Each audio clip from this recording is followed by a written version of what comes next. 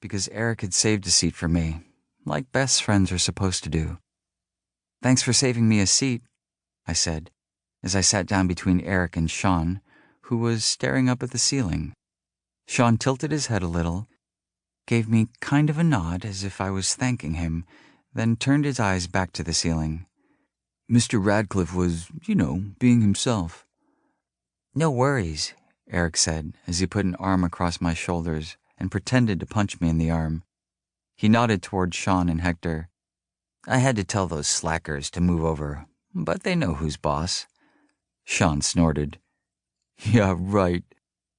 "Dude, you're boss, but you're not the boss," Hector said cheerfully. "You're the only person I know who uses boss like that," Eric said. "That's because I'm boss too," Hector said. I jumped when he reached over Sean's hunched shoulders and tapped my shoulder, right next to Eric's hand. "Bass drummer selfie," Hector said, holding a phone up at arm's length and leaning into Sean.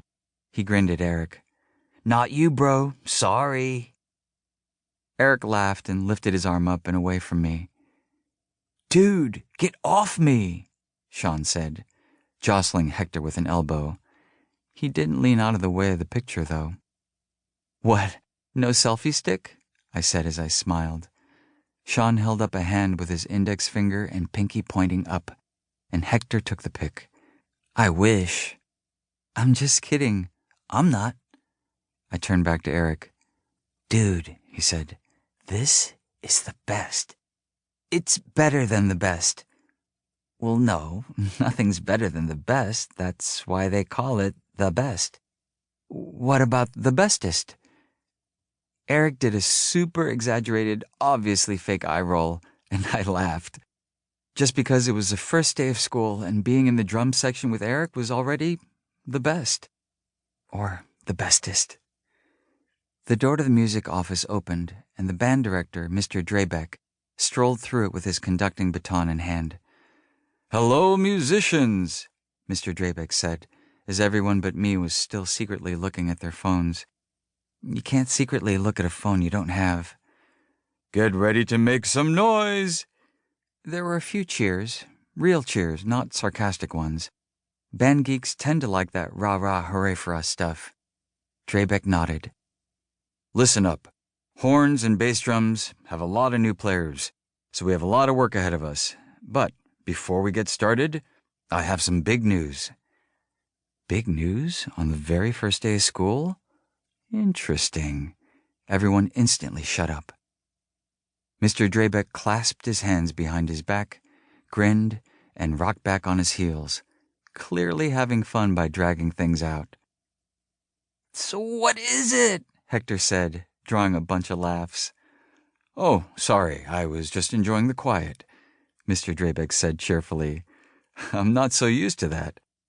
The big news is that in the fall, I sent in an application for a certain music festival that takes place in May, and, to make a long story short, we're going to perform in the World of Amazement Spring Festival for the first time." The room erupted in cheers. "We're going to World of Amazement? Like on a field trip?" Hector yelled.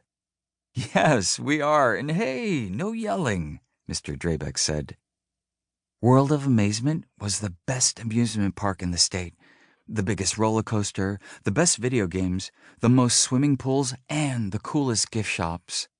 It was huge, practically a small city of its own, and every year it did a super fancy spring music festival with tons of decorations, gigantic light displays, and performances by choirs, dance troupes, cheerleaders, and all kinds of bands from all kinds of schools. Everyone started babbling about whatever time it was they'd gone there. Mom and Dad took Eric and me in 5th grade. It was so awesome. Or about how their families were totally planning on going, but now they didn't have to.